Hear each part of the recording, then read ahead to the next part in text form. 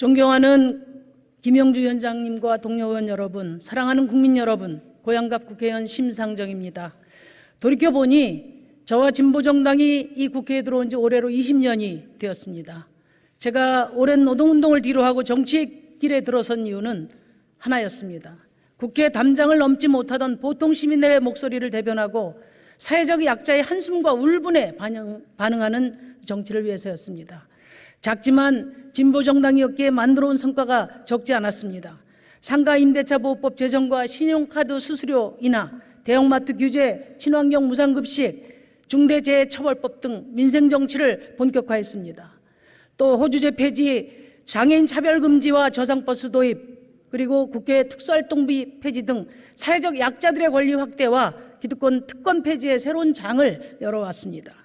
무엇보다도 노동과 노동자, 증세와 복지국가, 소수자와 인권 등의 의제를 정치의 한 복판으로 불러들인 것은 진보정당의 원내 진입으로 가능했다고 감히 말씀드립니다.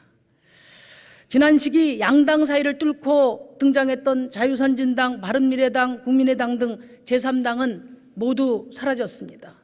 오직 저와 진보정당만이 양당 사이에 가파른 협곡을 헤쳐오면서 20년간을 버텨왔습니다. 지난 20년간 진보정당이 교섭단체가 되지 못한 것은 저희들의 책임도 큽니다. 하지만 정당 득표 10%를 얻고도 국회의원은 2% 의석밖에 얻지 못해 몹시 억울했습니다. 빼앗긴 8%의 의석만큼 배제되고 소외된 국민들의 목소리를 대변하지 못해 매우 속상했습니다.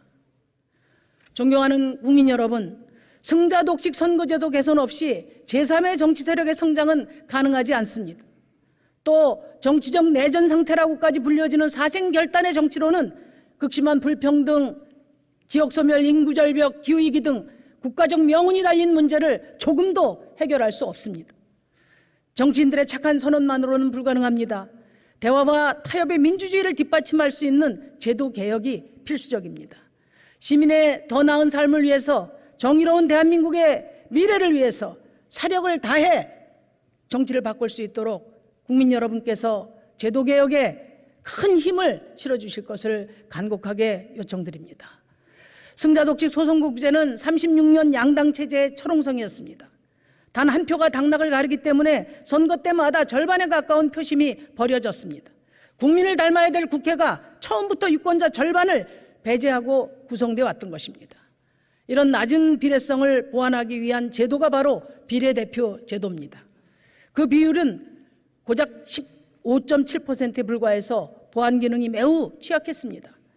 10%의 정당 지지율로 2% 의석만 차지하는가 하면은 특정 지역에서는 50%대 지지율로 90%의 의석을 독점하기도 합니다.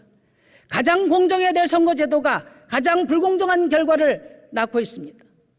이를 방치하고서도 1인 1표의 등가성을 원칙으로 삼는 국민 주권주의가 제대로 작동되고 있다고 감히 말할 수 있습니까? 또 21대 총선 당시 2030의 유권자 비중은 31%지만 현재 이 자리에 있는 우리 청년 국회의원 수는 4%에 불과합니다. 그러니 우리 국회가 청년들의 절박성을 제대로 이해할 수 있습니까? 유권자의 절반이 여성인데 여성 국회의원은 19%에 불과합니다. 우리 국회가 성폭력과 성차별의 고통을 책임있게 다룰 수 있습니까? 그럼에도 검사, 판사, 변호사 등 법조인 출신은 46명이나 됩니다. 정치로 풀어야 할 쟁점들을 껄핏하면 법원, 헌법재판소로 가져가는 정치의 사법화와 그에 뒤따른 사법의 정치화가 과연 이와 무관하다고 말할 수 있습니까? 존경하는 국민 여러분, 선거제 개혁은 곧 제밥그릇 챙기기 아니냐, 이런 비판이 있습니다. 예, 우리 정의당도 국민이 지지해 주시는 만큼 의석수를 얻고 싶습니다.